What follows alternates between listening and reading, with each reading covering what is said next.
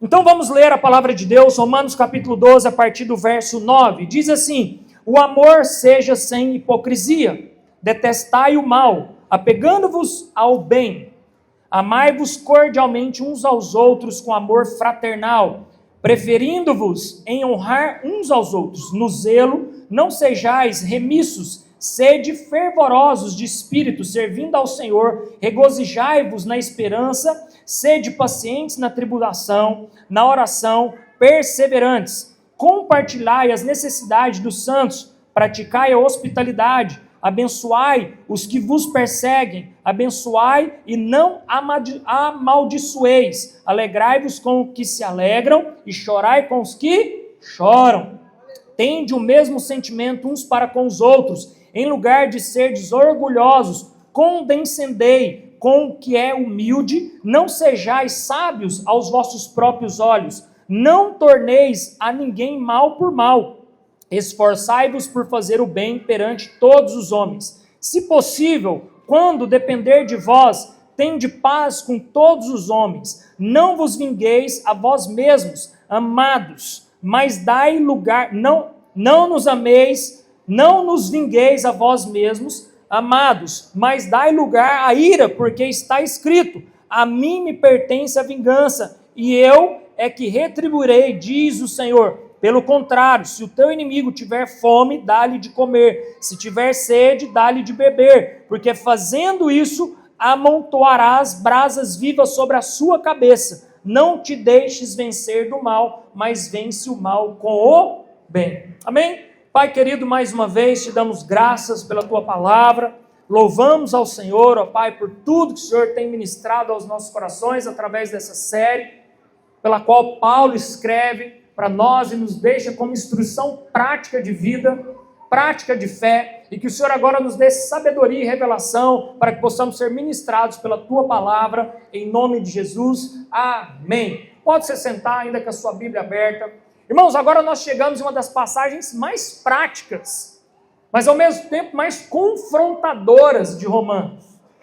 Porque depois de nós falarmos sobre os dons, o serviço no corpo, Paulo agora nos mostra como o amor cristão deve ser manifestado na sua vida diária, no seu dia a dia. Então aqui, irmãos, o evangelho ele sai simplesmente da teoria e ele entra nos relacionamentos, nas relações, no tratamento ao próximo e até na forma como nós lidamos com os nossos inimigos. Então, para que a gente entre nisso que Paulo vai agora nos dar como vida prática, eu quero bem rapidamente relembrar o que falamos domingo passado. Domingo passado, então, Paulo falou sobre a humildade ser a base da vida cristã. Então, o cristão, irmãos, ele tem como base de vida ser humilde. Paulo também falou sobre o corpo, a igreja, o corpo de Cristo. Não há competição nesse corpo. Então o corpo ele tem vários membros e todos esses membros eles são importantes para que esse corpo funcione de forma saudável. Então na igreja do Senhor Jesus, irmãos, não tem o maior e o menor, não tem o melhor e o pior, não tem o mais importante, o menos importante, não. Não é quem está com o microfone na mão que é mais importante do que quem não está com ele na mão.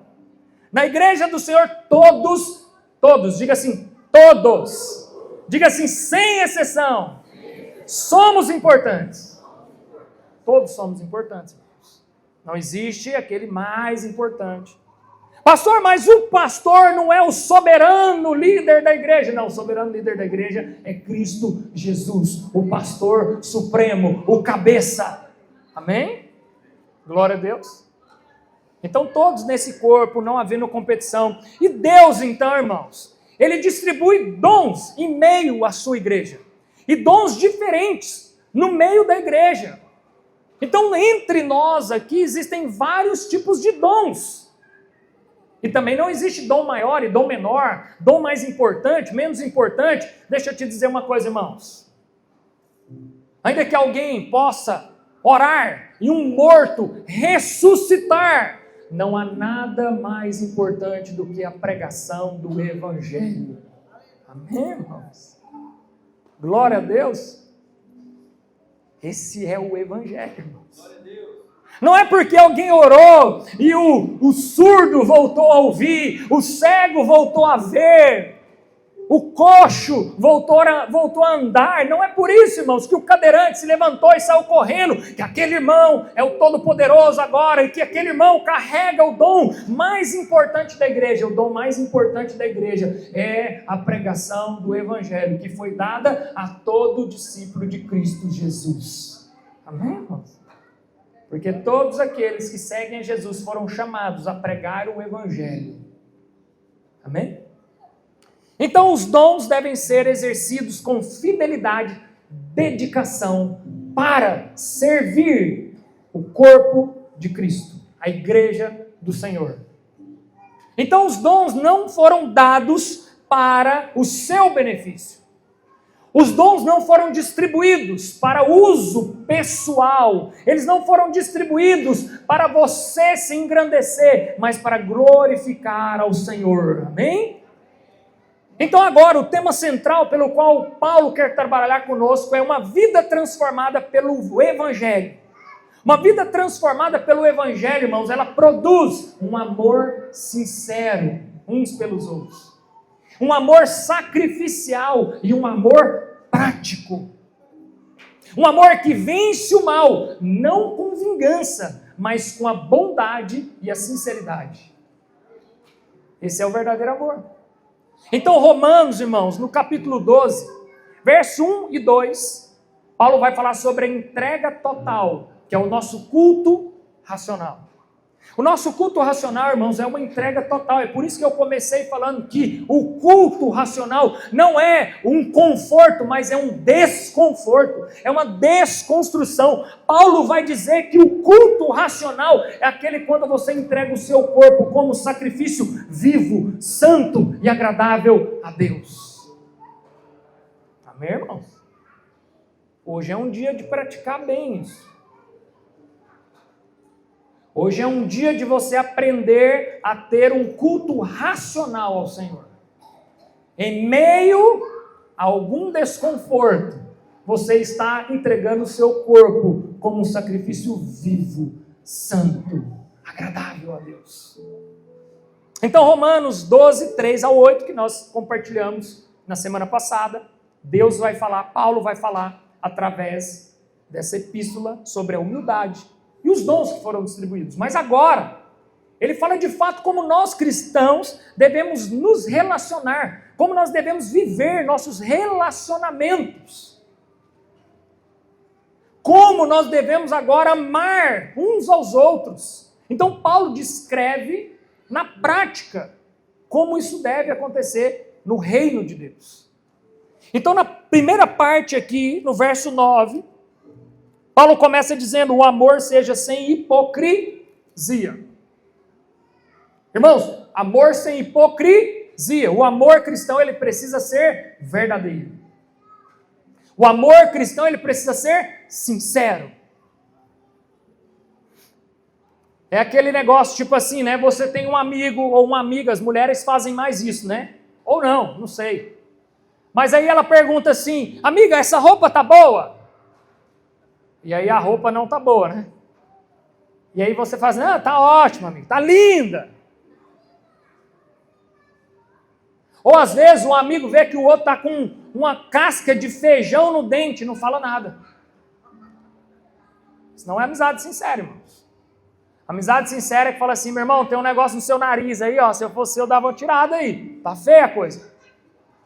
Amizade sincera é aquela que você vai até a casa do seu amigo verdadeiro, bate na porta e fala assim, meu irmão, passa água aí no café aí, esquenta a água, vamos passar um café, que eu já trouxe um pão de queijo. E aí se é uma amizade sincera, a pessoa não vai falar assim, ué, mas nós nem marcamos.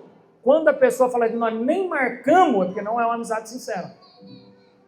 Amém, irmãos? Porque uma amizade sincera, ela vai virar e vai falar assim: ô meu irmão, como eu gostaria, mas eu tenho agora um compromisso e não consigo te receber. E a outra parte que está lá com pão de queijo quentinho, fala assim: então leva o pão de queijo e vai comendo. Não se ofende. Amém, irmãos? O quanto nós precisamos desenvolver a nossa amizade. Porque hoje, para nós nos encontrarmos, tem que marcar uma agenda, confirmar a agenda, mandar mensagem de manhã para confirmar a agenda da noite, para ver se ainda está de pé. Isso não demonstra amizade verdadeira, uma amizade sincera, irmãos.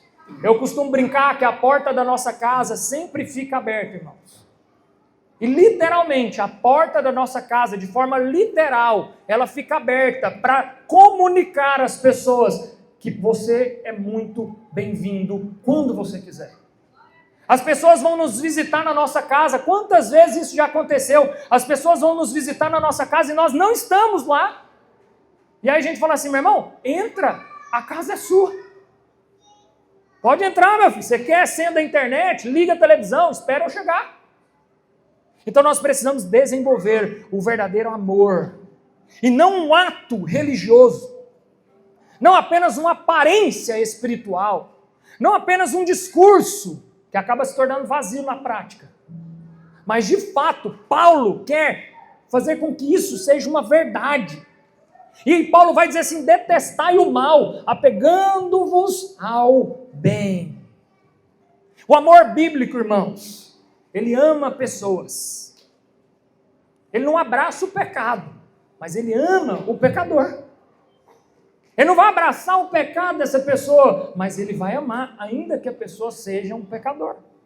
Então, uma aplicação para isso: o amor cristão não é sentimentalismo, é compromisso com o bem do próximo. É um verdadeiro compromisso, irmãos, com o bem do seu próximo.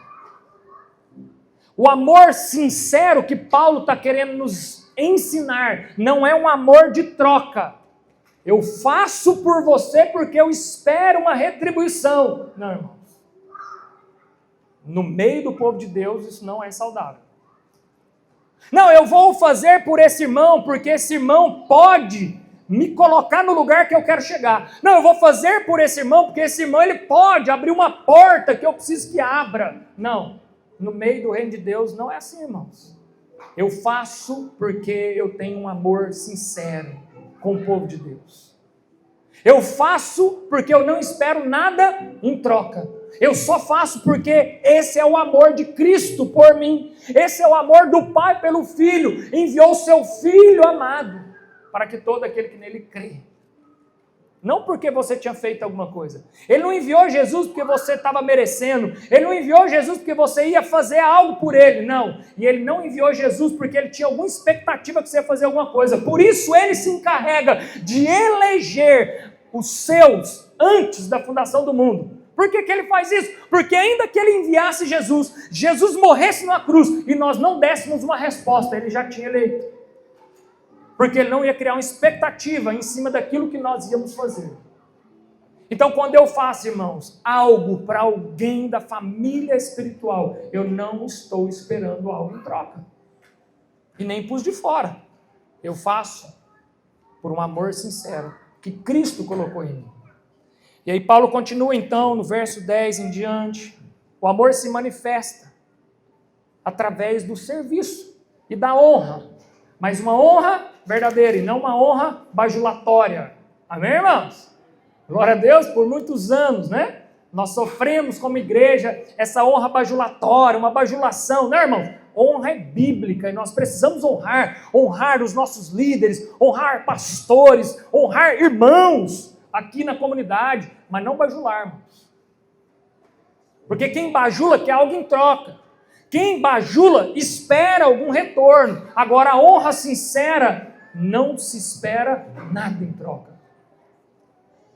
E muitas vezes, irmãos, as maiores demonstrações de honra que nós vamos ver ao longo da história é quando nós honramos aqueles que já nem estão entre nós. Isso é uma honra verdadeira. É honrar aqueles que já nem estão mais aqui entre nós, ou que ainda vivem, mas que não estão aqui, nós estamos honrando. Quantas vezes nas minhas palavras eu vou falar aqui sobre pastor Vinícius, sobre pastor Leandro Vieira, sobre Paulo Borges Júnior, esses homens não estão aqui, mas eles estão sendo honrados. Isso é uma honra verdadeira.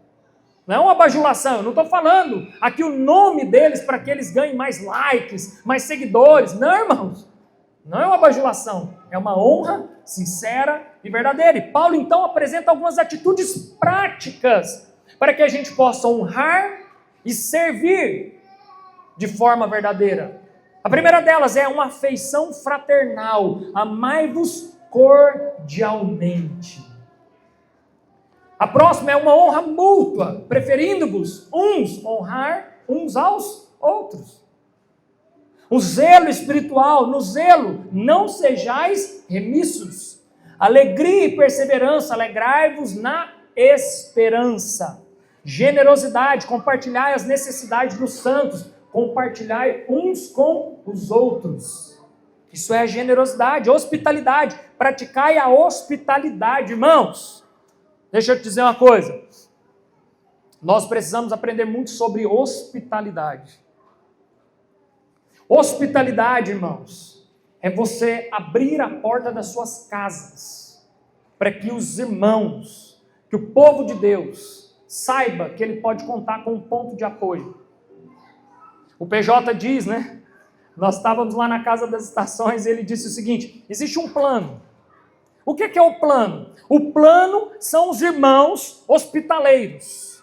Qualquer lugar que você chegar no Brasil, irmãos, não procure uma igreja, procure um irmão do plano, porque esse irmão tem que te receber. Essa é a grande verdade, irmãos. O certo seria, irmãos, nós sermos tão hospitaleiros uns com os outros, que quando nós fôssemos receber irmãos de outra cidade, não precisariam de hotéis entre o povo de Deus. Eu nunca esqueço a primeira vinda do Leandro Vieira para nos conhecer. A primeira vez que o Leandro Vieira ele veio nos conhecer era novembro de 2020. Nós tínhamos visto o Leandro Vieira uma única vez presencialmente. Ele veio nos conhecer como igreja. E obviamente nós pegamos um hotel para ele ficar. E aí, primeira noite, ele dormiu no hotel. A segunda noite, nós fomos deixar ele no hotel, na porta do hotel. Sabe o que o Leandro Vieira virou e falou assim? Meu irmão, não tem colchão lá no chão, pode ser no chão, lá na sua casa, para eu dormir lá com vocês, não? Naquela hora, minha esposa já ficou desesperada, como é que eu vou hospedar esse irmão? Vai no apartamento. E nós, literalmente, colocamos um colchão no chão, que eu acho que foi até a Ari que emprestou para nós, nem sei. Saí catando coberta na casa da minha mãe. E nós recebemos ele como colchão no chão. E aquilo foi o maior gesto de amor fraternal, de amor sincero, na prática. E ali nós entendemos a importância da hospitalidade, porque hoje o Leandro Vieira não tem uma relação só pastoral conosco. Hoje nós temos uma relação de amizade verdadeira e sincera, irmãos. Amizade mesmo, amizade, amigos. Nós já fomos para a casa deles, passamos dias lá na casa deles. Amizade verdadeira, hospitalidade, nós precisamos desenvolver isso. Amém, irmãos? Porque o amor cristão, ele precisa ser visível, e ele é visível através da prática. E uma igreja saudável, irmãos, ela não é marcada apenas por cultos fortes. Uma igreja saudável não é aquele culto que você faz, nossa, o culto hoje foi forte. Não, irmãos, mas uma igreja saudável, ela é marcada por relacionamentos cheios da graça de Deus. Relacionamentos que se aprofundam. Eu estava discutindo essa semana com alguns irmãos e falando sobre isso, irmãos. Nós trabalhamos aqui no nosso primeiro semestre o livro Comunidade Cativante. Inclusive já vai a dica aí, tá? Cadê o Joás? Provavelmente a gente vai mexer em alguns Fluir nos Lares. Amém, irmãos? Porque está muito confortável. Está muito tipo assim, está muita amizade. Não que isso seja errado, irmãos. Só que nós precisamos desenvolver amizade uns com os outros. Isso é ótimo, porque vocês podem continuar tendo relação além do Fluir nos Lares. Mas o fluir nos lares é tirar você do seu conforto para entrar no desconforto de conhecer pessoas novas, de se relacionar com o povo de Deus, toda raça, tribo, povo, nação. Essa é a igreja gloriosa se manifestando aqui na terra. Amém, irmãos? Eu sei que tem irmão que já está triste aí. Fica tranquilo, irmãos. Fique em paz. A gente vai testar o nível de maturidade. Se você for imaturo, você pode continuar, não tem problema não. Quanto mais maduro, menos ofensa. Amém? Então, irmãos, a igreja saudável, ela não é marcada por um culto poderoso. Ela é marcada pelo nível de profundidade das nossas relações. Isso é uma igreja saudável. Qual o nível de profundidade da sua relação? Como eu tenho falado sobre isso, se você tiver um problema de madrugada, para quem você vai ligar, irmãos? Não é para o pastor, apesar que vocês podem ligar.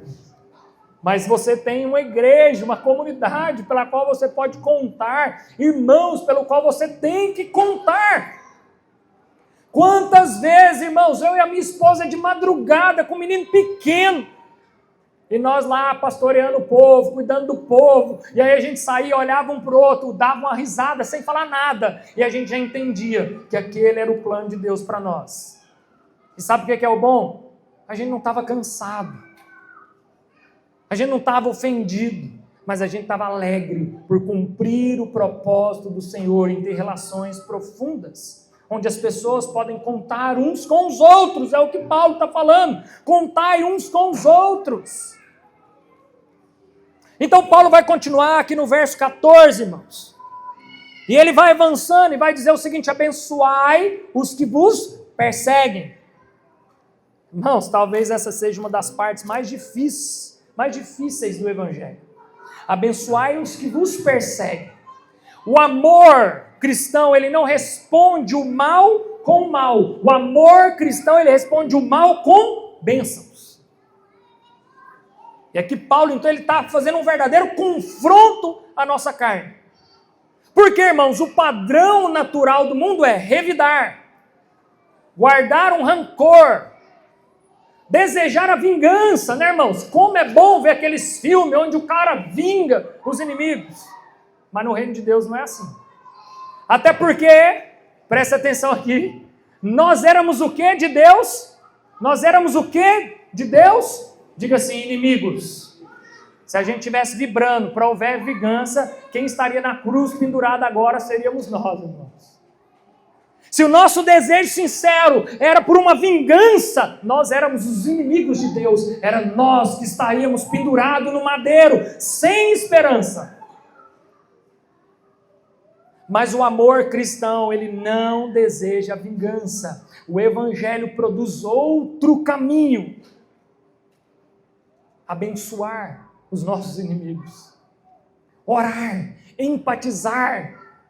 Viver de forma humilde. Nós lá na casa da estação, o PJ falou assim: irmão, deixa eu te falar uma coisa, se tem um inimigo lá na sua igreja, deixa eu te contar um segredo. Se tem alguém que você vê que é meio que inimigo seu lá na igreja, ama ele, a ponto dele ficar tão constrangido que se ele quiser armar algo contra você, quando ele pensar em armar, ele vai falar, mas não dou conta. Aí você ama tanto ele que se ele tramar alguma coisa contra você, quando ele dá no pé, não vai nem fazer tanta falta. Você entendeu, irmãos? O que ele está dizendo com isso? Quantas igrejas racham? E aí quando você vê, racha a igreja, vai um povo para lá, outro povo para cá. Está faltando amor.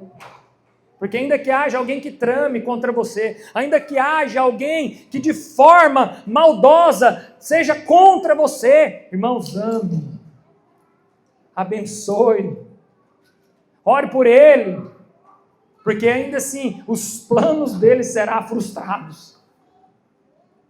Então nós precisamos nos alegrar, irmãos, assim como o texto vai dizer no verso 15, alegrai-vos com quem se alegra e chorai com quem chora.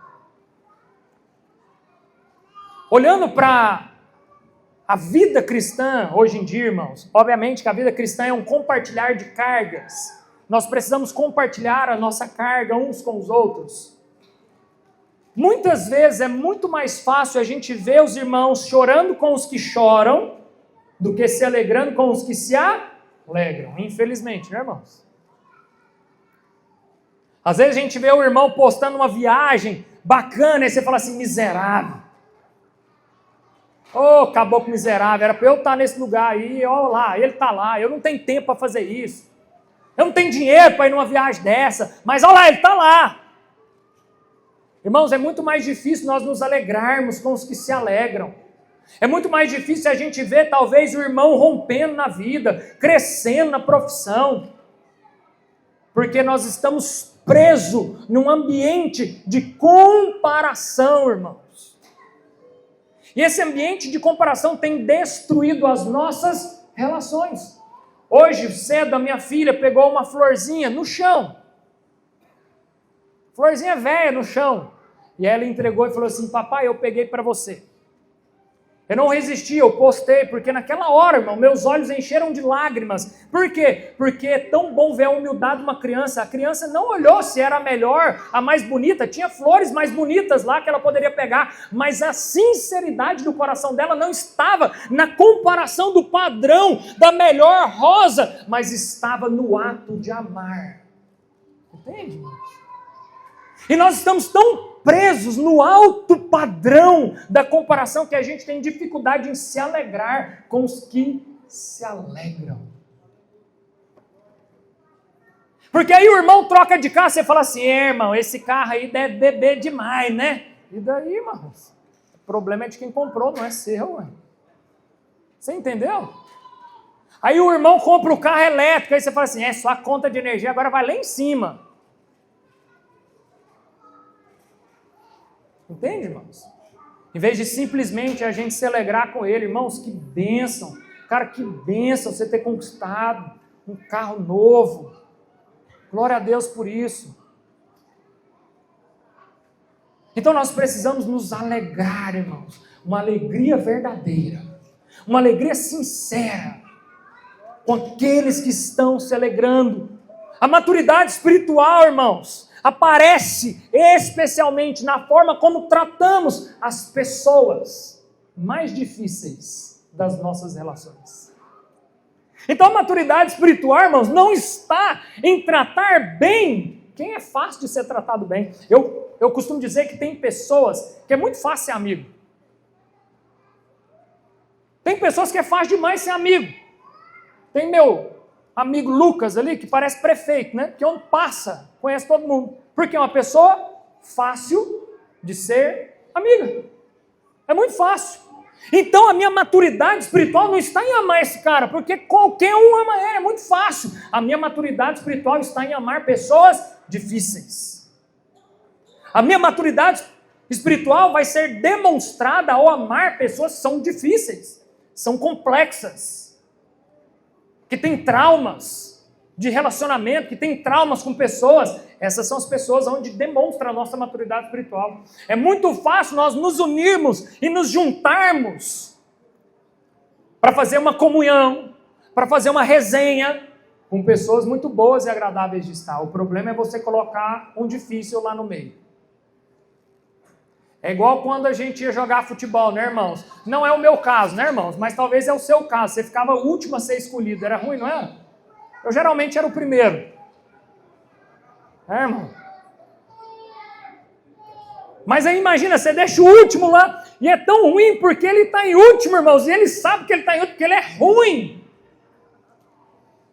Não é nem por falta de opção, porque tipo assim, não dá nem uma disfarçada, falar, rapaz, o cara na hora de escolher, não dá nem aquela disfarçada, fala, nossa, tá tão difícil de escolher, nossa, aqui todo mundo tá no mesmo nível, a galera aqui é, não, ele fala assim, esse aqui, vem logo, vem logo, vem logo, vem logo, aí o outro vai ficando de escanteio, não, aquele lá no fundo, vem pra cá, e o ruim vai ficando para trás, e ninguém quer o ruim no time, por quê? Porque maturidade espiritual, irmãos, não é escolher quem é bom, quem é habilidoso. Maturidade espiritual é quando você escolhe aquele torto, difícil, aquele canseira, aquele que te dá trabalho, aquele que te deixa no perrengue, aquele que você não gostaria de ter perto. É ele que você tem que demonstrar a sua maturidade espiritual. E Paulo então, irmãos, ele vai dizer o seguinte: o cristão não vive dominado pela vingança, Não torneis a ninguém mal por mal. O reino de Deus rompe todo o ciclo de vingança.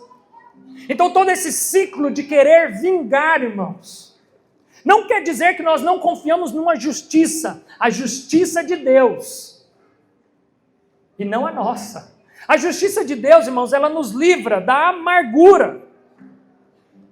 Porque quem vai fazer justiça não sou eu e você, é o próprio Deus. Então perdoar negando uma dor, mas é entregar o julgamento total nas mãos de Deus e descansar. Então não quer dizer que quando eu perdoo eu vou deixar de ter uma dor. Não, às vezes você vai ter uma dor. Imagina uma pessoa que tem que perdoar uma traição. Vai deixar de ter a dor, irmãos, da traição? Agora entenda uma coisa. O perdão não é negar essa dor, mas é confiar que o próprio Deus, Ele é justo para julgar. O próprio Deus, Ele é justo. E não cabe a mim e você, irmãos. Não cabe a nós ficarmos buscando vingança com as nossas próprias mãos. Eu sei que de vez em quando a gente fica com vontade de matar, né, irmãos? Normal, né? Sim ou não? Você nunca sentiu isso, você me conta como. Eu estava lá na casa da Fernanda e do Otávio, e eles vieram me contar que o cara atropelou o João. O João tem quantos anos? 2 anos de idade. O prestador de serviço dentro do condomínio atropelou o João, gente. Irmão, eu confesso para você. Eu, como um pai, se eu ver um trem desse, vocês têm que me segurar pelo menos por uns 30 segundos. Aí depois eu vou respirar, e aí eu volto a ser crente, né? Mas, irmão, na hora, você quer pegar o cara e você quer dar uma nele. Imagina, o cara atropelar seu filho, por irresponsabilidade. Ele estava andando dentro do condomínio, olhando no celular, quando viu, atropelou o menino. Graças a Deus, o João, esse menino aí, ele tem um trem nele, viu? Esse aí, falar para você, ele já passou por umas boas. Isso aí tem chamado mesmo de Deus. Mas entenda uma coisa, o que eu quero dizer com isso, irmãos? Eu sei que há momentos que realmente vai subir na cabeça da gente um desejo de vingança, de matar, de destruir, porque isso é a nossa natureza caída, mas nós precisamos respirar e lembrar que nós não temos o direito de fazer vingança. E que o maior sinal de maturidade na vida de um crente é liberar o perdão para os nossos inimigos. É perdoar, irmãos. E olha que bênção. A gente é tão movido pelo impulso, né, que pensa, o menino não teve nenhum arranhão. Olha o livramento de Deus. Então a gente precisa olhar com os olhos bons as coisas. Então, ao invés de deixar a ira tomar conta, o correto é, Senhor, muito obrigado, porque o Senhor livrou o meu filho da morte. Só para vocês terem noção, a bicicleta dele foi destruída, tiveram que comprar outra, jogou fora a outra. E o bichinho está aí, não tem nenhum arranhão. O carro passou em cima da bicicleta, arrastou a bicicleta fora, e ninguém sabe como é que esse menino fugiu, sei lá, pulou, saiu, passou debaixo do carro. Entende, irmãos? Então a nossa maturidade está em demonstrar como nós estamos enxergando a vida ordinária, a vida comum. É como nós enxergamos a vida comum, a vida ordinária, quando o seu filho te der uma rosa, ainda que feinha, e ele falar assim, papai, lembrei de você. Você não vai olhar para a beleza, mas você vai olhar para o gesto. Amém, irmãos? Não compare um com o outro, o seu padrão. Nossa, mas a outra pessoa é tão mais aquilo, é mais aquilo outro. Não, irmãos. Deus te fez a imagem conforme a semelhança. Então você é linda, é lindo aos olhos do Pai. Amém, irmãos? Esse é o padrão de Deus para nós. Então o mal é vencido pelo bem. Não te deixes vencer do mal. Verso 20. Mas vença o mal com o bem. Esse é o clímax do texto. Não te deixe vencer do mal, mas vença o mal com o bem. O mundo, então, responde da seguinte maneira: ódio por ódio, né? Dente por dente, agressão com agressão. Se matou, tem que morrer. Eu nem vou entrar nessa questão, né, irmãos? De pena de morte, porque isso é um BO para nós, né, irmãos? Você nunca parou para pensar sobre isso? Isso é um BO para nós. Não, vamos fazer pena de morte no Brasil, porque tem gente que merece morrer, inclusive você, né, meu filho? Você entende, irmãos? Imagina um ladrão na cruz. Ele não merecia morrer? Claro, ele estava lá pendurado para morrer, para apodrecer. Mas houve salvação para aquela alma. Então, irmãos, eu sei que o nosso padrão, por muitas vezes, é agressão por agressão. É vida por vida. Matou, tem que morrer. Mas o Evangelho, irmãos, ele responde o mal com o bem.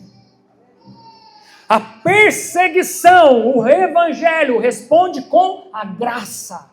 A hostilidade, o Evangelho responde com o amor. E a cruz, irmãos, foi o maior exemplo já visto na história da humanidade. O maior paradoxo da humanidade: amor e ódio no mesmo lugar, ao mesmo tempo. Todo ódio, toda a ira de Deus foi descarregada no mesmo lugar que houve o maior ato de amor já visto na história. Então, irmãos, a verdadeira vitória espiritual não é nós destruirmos os nossos inimigos, mas é refletir Cristo para eles.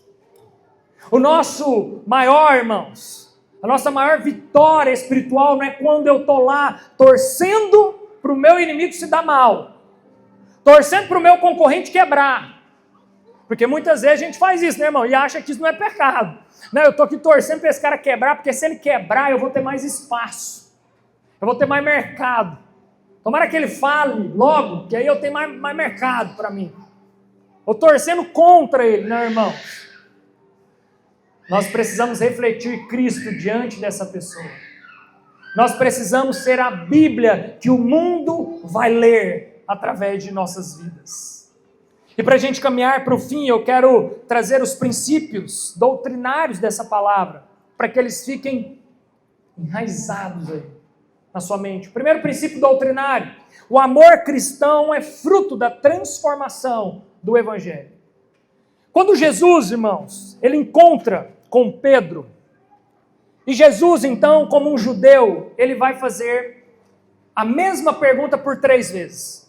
E eu não sei se vocês sabem, mas na tradição judaica, quando alguém repete algo por 3 vezes, seja uma pergunta, seja um gesto, quando os judeus faz algo por 3 vezes seguidas, sabe o que ele está querendo dizer? Eu estou afirmando e reafirmando e comprovando.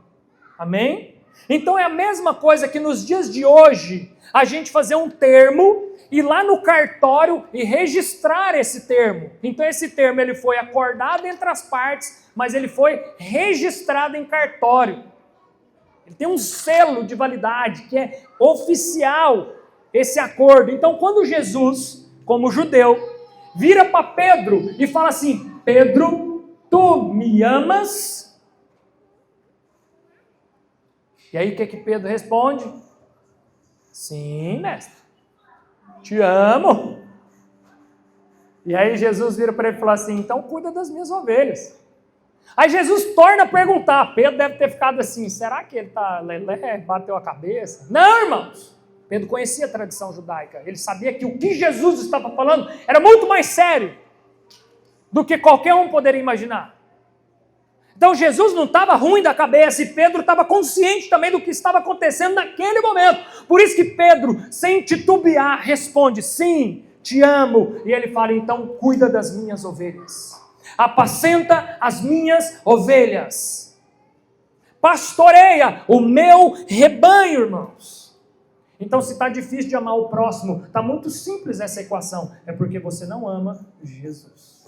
Porque quem ama Jesus cuida do próximo.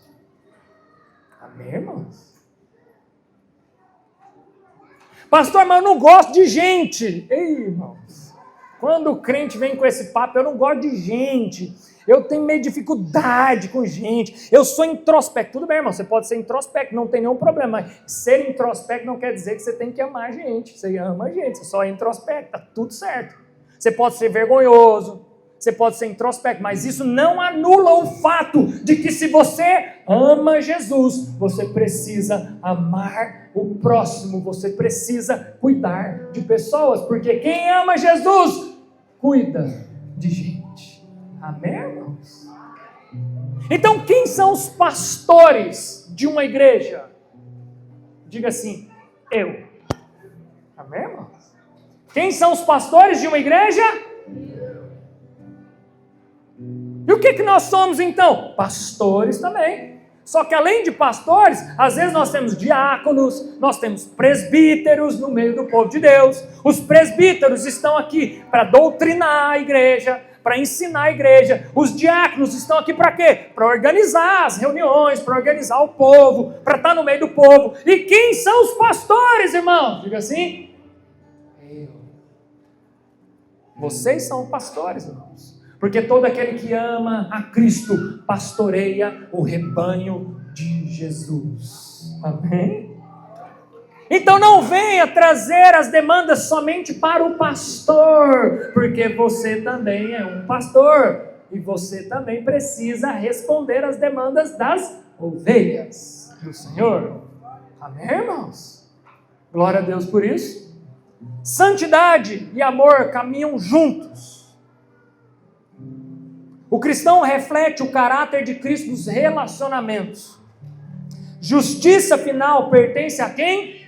A Deus. Não a mim e você. Imagina, gente, se nós fôssemos sentar no tribunal de Deus e nós fôssemos julgar junto com Deus. Como é que seria julgamento, irmãos? Imagina eu e você julgando, irmãos. Esse aqui não, ó. Esse aqui me xingou no trânsito. Inferno para ele. Não, esse aqui ofendeu meus filhos. Inferno para ele. Aí daqui a pouco eu acho que Deus vai olhar para o lado e vai falar assim, uai, mano, eu acho que você pode descer lá também.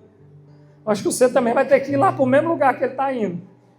Entende, irmãos? Então a justiça final pertence a Deus e glória a Ele por isso.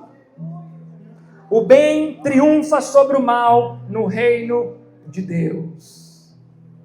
Irmãos, nós não estamos numa guerra entre bem e mal para ver quem vai vencer. Tira isso da sua cabeça, irmãos. Tira isso da sua mente, irmãos. Não é uma guerra entre o bem e o mal para ver quem vence no final. O bem já venceu, já está consumado. Quando Jesus brada ali na cruz do Calvário, tetelestai, está consumado. Já era. O mal já perdeu lá na cruz do Calvário, então nós não estamos em uma batalha entre bem e mal, para ver lá no final quem vai ganhar. Esquece, irmãos, o bem já ganhou. Pare de querer achar que tem chance ainda do mal ganhar. Para de viver essa vida achando que, não, eu acho que Jesus está perdendo nessa história aqui. Não, Ele já ganhou. Por isso Ele já elegeu os seus antes da fundação do mundo. Ele já imolou o cordeiro antes da fundação do mundo, para que Ele não tivesse que gerar expectativa naqueles que viessem após tudo isso. Porque já foi decretado, tetelestai, a vitória é nossa em nome de Jesus. Amém, irmãos? Então viva como quem tem a consciência de que a vitória é nossa. O problema é que nós temos a consciência, nós temos a certeza de que a vitória é nossa, mas vivemos como quem não tem. Vivemos como quem tem medo ainda. Vivemos como quem ainda está com medo de perder no final. E não como aqueles que já detêm a vitória. Não como aqueles que já detêm a coroa da justiça. Não como aqueles que detêm a eleição do Senhor. Não como aqueles que já foram salvos pelo sangue de Jesus. Nós precisamos viver essa vida de ousadia. Por último, as citações. João Calvino vai dizer, nada é mais contrário ao espírito do evangelho do que o desejo de vingança. Então, irmãos, se tem um desejinho de vingança aí no seu coração, peça para o Senhor limpar isso aí do seu coração, porque nada é mais contrário do que o evangelho, do que o desejo, o espírito da vingança. Então, se tem um pouquinho aí de desejo de vingar de alguém, fala: Senhor, nessa manhã, limpa isso do meu coração, tira isso do meu coração, porque eu não quero andar na contramão do Evangelho. Martinho Lutero vai dizer o seguinte: o cristão vive para servir até aqueles que não merecem. Amém, irmãos? A minha esposa vira e mexe, fala para mim, fala assim: amor, mas você é muito dado para todo mundo. Pessoa mal chegou na sua vida, você já está abrindo a porta de casa, você já está contando suas coisas tudo. Sabe por quê, irmãos? Porque o cristão não vive para servir quem merece. O cristão vive para servir a todos, não importa quem, como, condição, cor, classe social, todos. Então não é um grupo seleto, não, irmãos, é todos.